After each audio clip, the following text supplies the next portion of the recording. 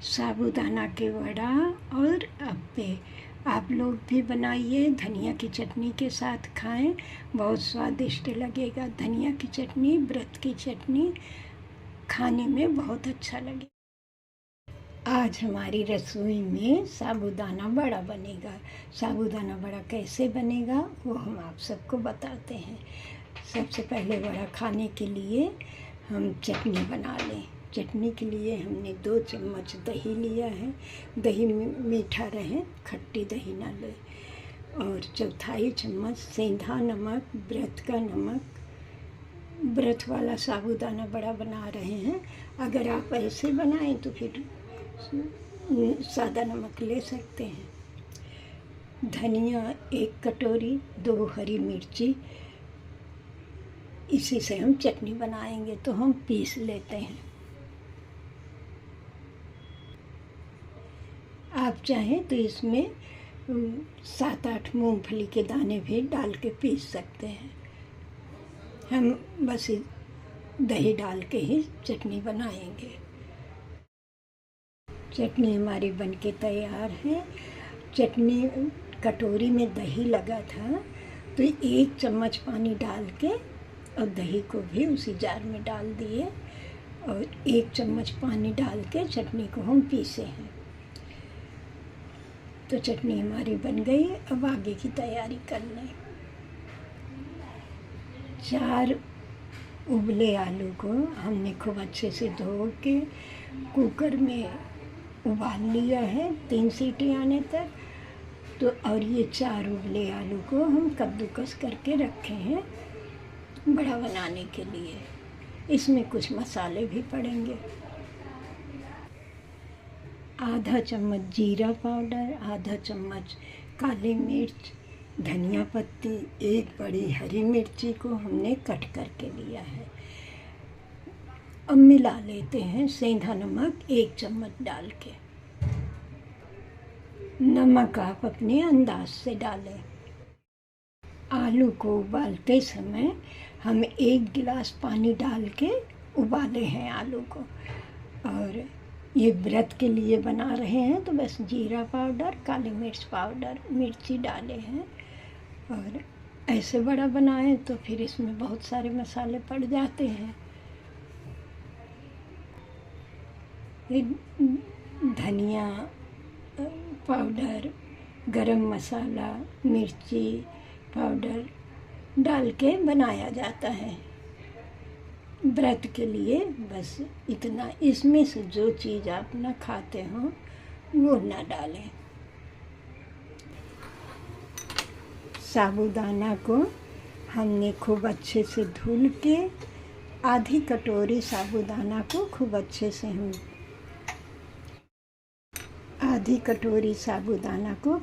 से हम धुल के साबूदाना के बराबर से भी कम पानी डाल के हम भिगा दिए 2 घंटे के लिए।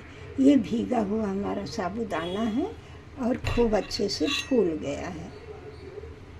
तो अब हम मिला लेते हैं आलू में।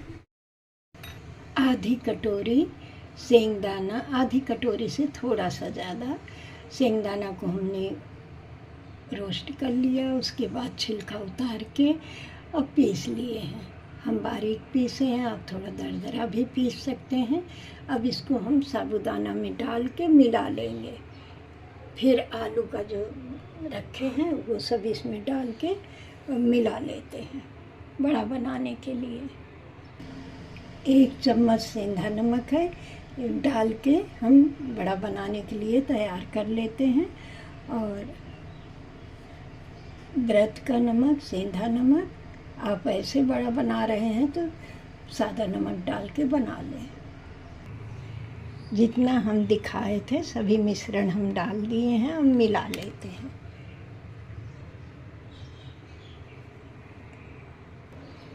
सारे मिश्रण को हमने अच्छे से मिला लिया है। मिलाने के बाद हथेलियों में थोड़ा सा घी लगा लिए जिससे चिपके ना। अप्पे मेकर में बनाएं आप या पैन में बनाएं। अप्पे मेकर के लिए गोल गोल ऐसे लड्डू की तरह बना लें चिपटा बना लें, अगर पैन में बनाए तो हथेलियों में घी लगा लेंगे तो ये चिपकेगा नहीं, आसानी से बन जाएगा।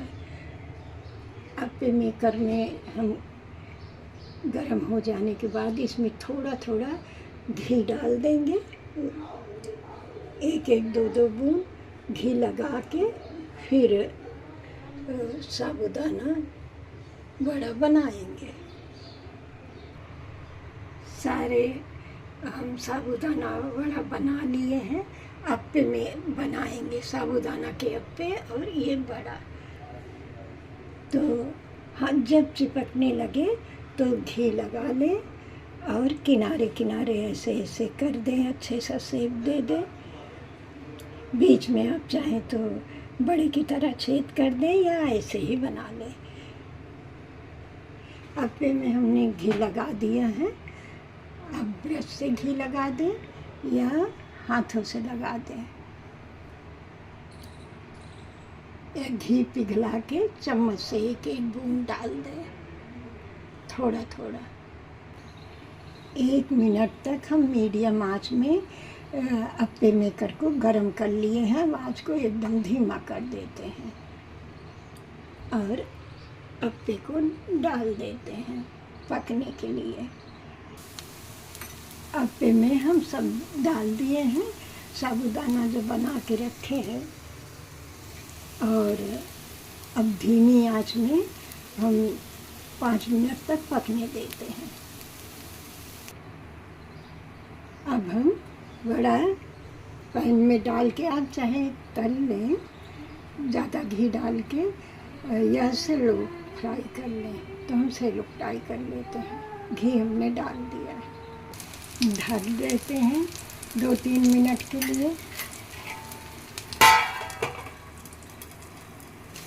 दूसरे चूल्हे पर हम साबूदाना अप्पे बना रहे हैं।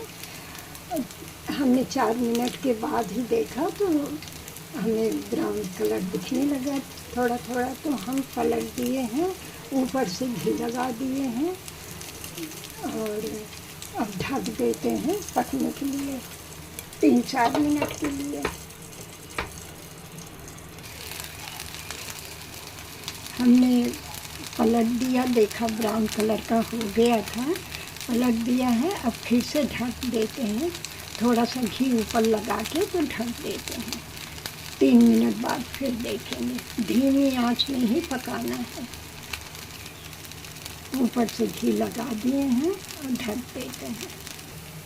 3 मिनट बाद हम ऐसे थोड़ा चम्मच से ऐसे घुमा घुमा के सेक लेंगे चारों तरफ से, खुला ही। अब ढक के नहीं पकाना है, अब खुला ही ऐसे चम्मच की मदद से थोड़ा घुमा घुमा के सेक लें।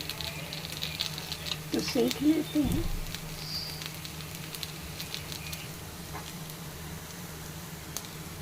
ऐसे खड़ा किया है, घुमा घुमा के ऐसे हम सेक लेंगे चारों तरफ से। अब हम पलट दिए हैं इसको भी, ऐसे दोनों तरफ से सुनहरा होने तक हम तल लेते हैं, फ्राई कर लेते हैं।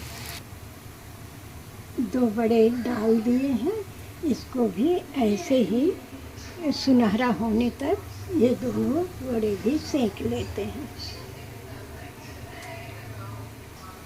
धीमी आंच में ही सेकना है। ढक देते हैं पकने के लिए। हमारे बड़े सिक गए हैं, ऐसे घुमा घुमा के सेक लिए हैं। जो सिक गया है उसको निकाल लेते हैं। किनारे के जो नहीं सिके हैं, थोड़ी देर हम उनको उलट पलट के सुनहरा होने तक सेक लेते हैं, ऐसे घुमाते हुए। अप्पे हमारे सुनहरा होने तक हमने तल लिया है। वड़ा को भी तल लिया है, दोबारा तलने के लिए डाले हैं। अप्पे में फिर से थोड़ा थोड़ा घी डाल के अप्पे डाल दिए हैं। अब ढक देते हैं। धीमी आंच में ही हमें पकाना है, अप्पे गरम है। जैसे अब साबूदाना के अप्पे और वड़ा बनाए हैं, ऐसे ही हम दोबारा भी बना लेते हैं। ढक दें, धीमी आंच में पक रहा है, उलट पलट के ब्राउन होने तक पका लेंगे। इसको भी हम ढके हैं, धीमी आंच में पके। जैसे इसको बनाए हैं ऐसे ये भी अप्पे और बड़ा बना लेते हैं। साबूदाना के वड़ा और साबूदाना के अप्पे हमारे बनके तैयार हैं और बनाना तो बहुत आसान है। इसमें हमने जो सेंग दाना, मूंगफली के दाने को हम पीस के डाले हैं। आप थोड़ा सा दरदरा भी डालेंगे तो भी अच्छा बनेगा।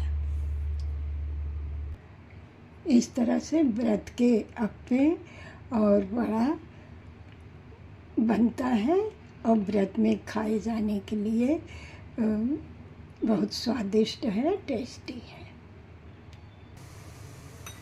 साबूदाना के अप्पे और वड़ा बनके तैयार है। धनिया की चटनी के साथ, व्रत वाली चटनी के साथ खाएं, बहुत अच्छा लगेगा।